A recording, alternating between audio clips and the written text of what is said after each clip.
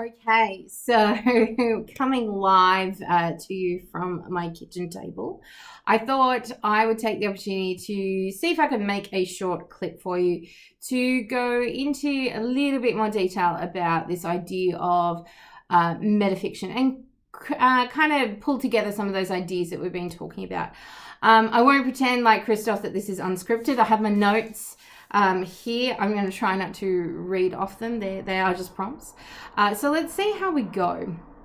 So I've used this word meta with you in class. It's an adjective, and it's something very particular to a creative work. It's a word that we associate with a creative work, and it essentially means something that is referring to itself. It refers to the conventions of its own genre. So I frequently talk to you about meta language. It's something I really push with you.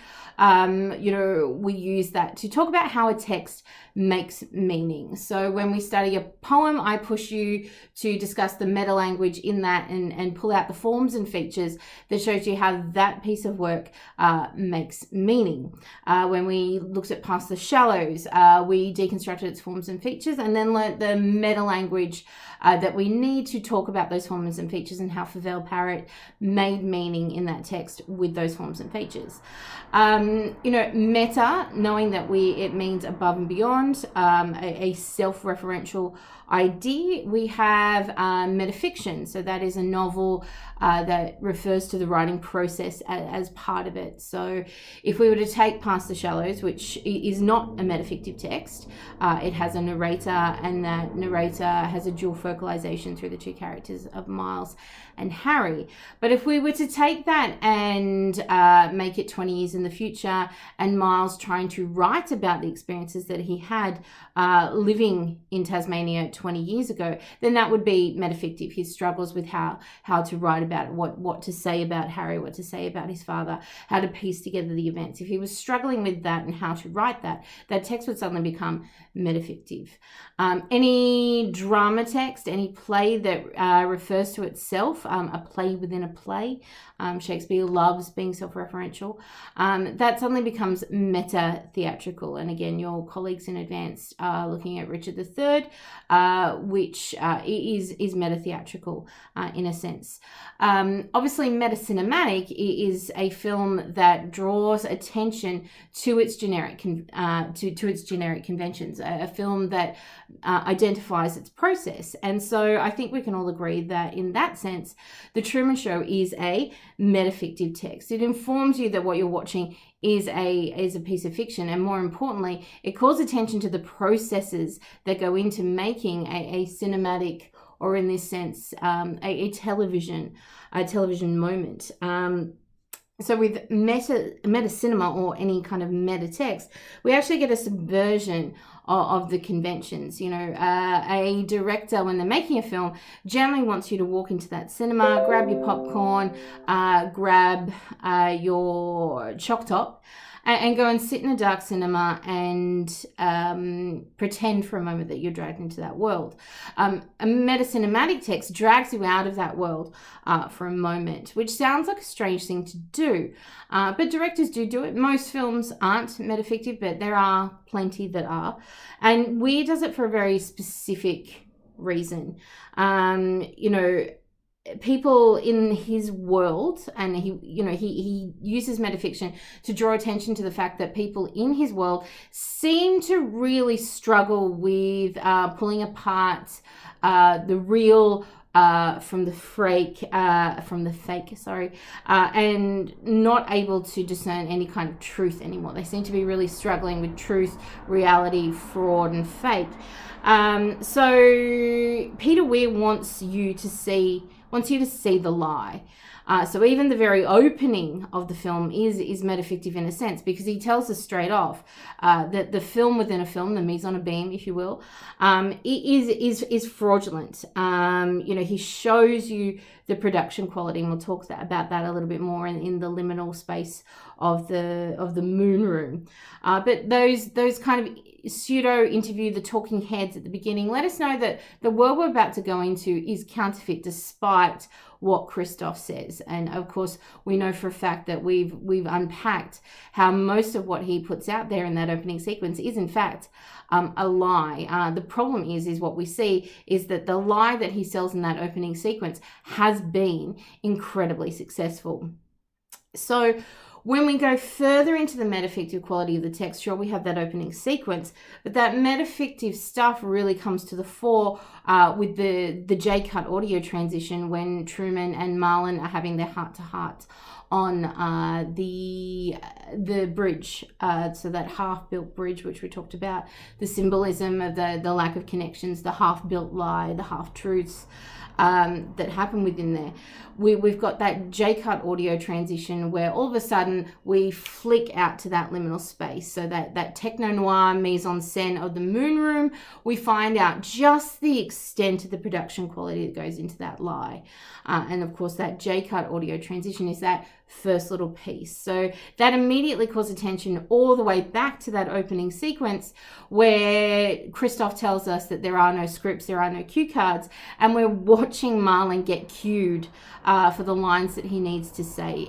Christoph literally feeds him the dialogue that he says. So this idea that the show is unscripted and natural and full of truthful moments, and that we are genuinely tracking a truthful human experience, completely comes undone in that moment. That goes even a step further once we get to the unification scene where we see Christoph cueing the production. And I think a lovely little fun fact for this is, of course, that Peter Weir, after Dennis Hopper wasn't working out, went to the producers and said, well, rather than casting another actor, maybe you should consider casting me in that role. Peter Weir is not an actor. He is historically a director. But he thought about how the metacinematic layers of the film would be heightened if all of a sudden the director of The Truman Show was playing the director of The Truman Show, calling the shots for the show, or for all intents and purposes, the film within a film. They chose not to go down that route and cast Ed Harris.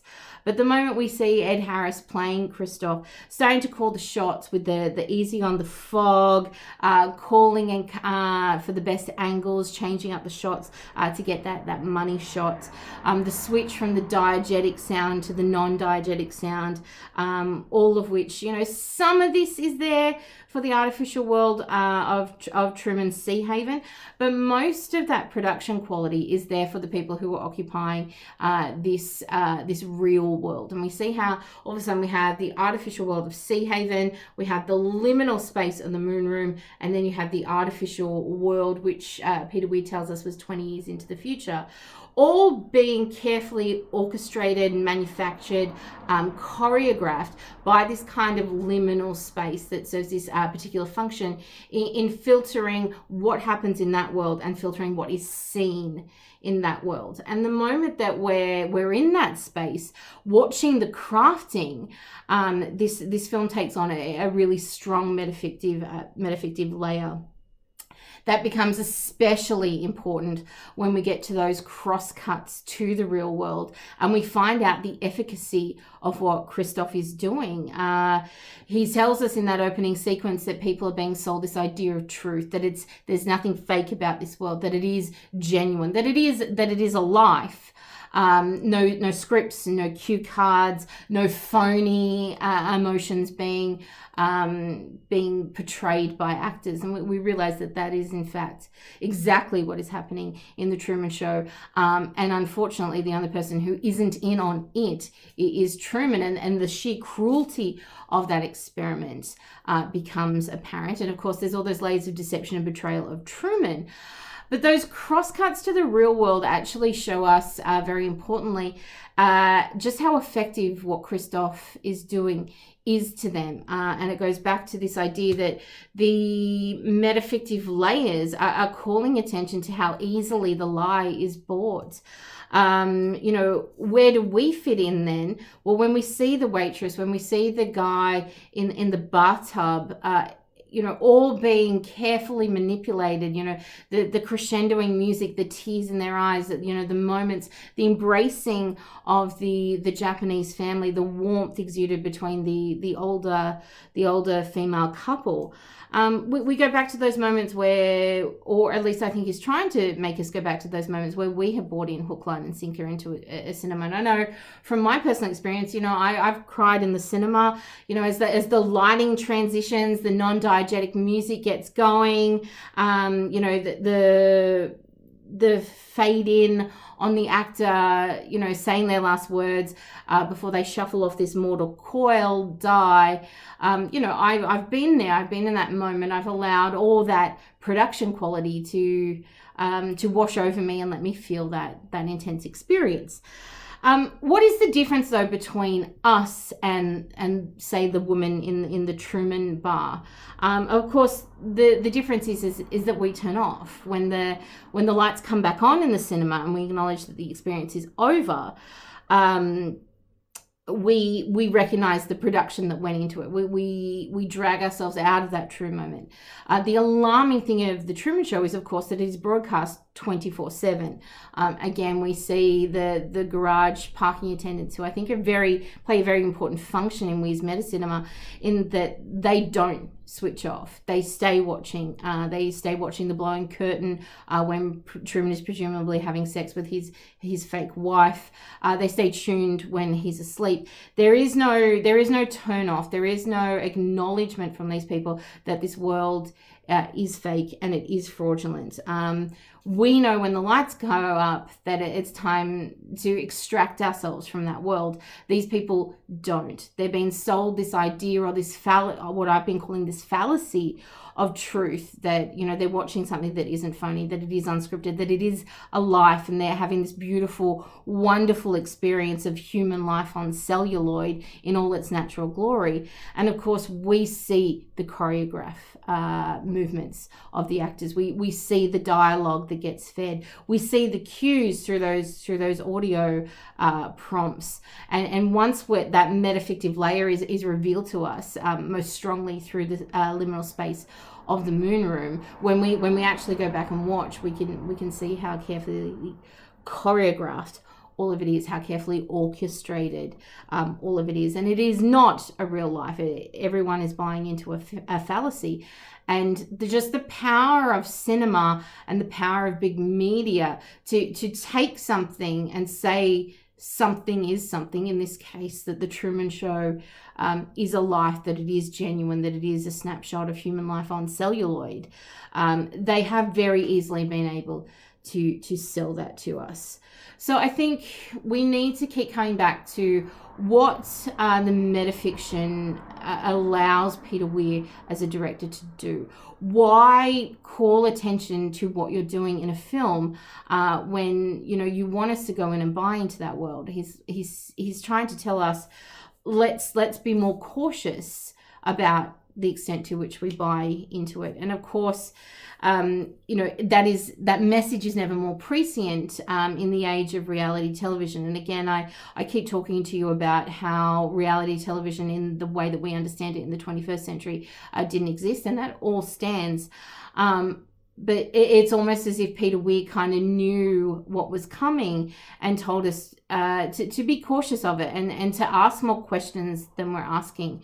And I think that is one of my big takeaways from the Truman Show is, again, the only person that seems to really be asking any questions in this world is Sylvia. She went into the world, she had that insight, and she came out going, there is questionable morals and questionable ethics in doing this. And her lines to Christoph about what right do you have to take a baby is important. But she seems to be the only person that's actually asking that question, which should be alarming. And when you see Truman and his best friend being fed his lines and trying to convince Truman that this idea of the solipsistic fantasy that he has is a delusion of himself, is problematic, and it is incredibly cruel. And the alarming cruelty of what they've done to Truman, and the alarming cruelty that they're being allowed to do, because everyone in the world seems to have acquiesced all their personal agency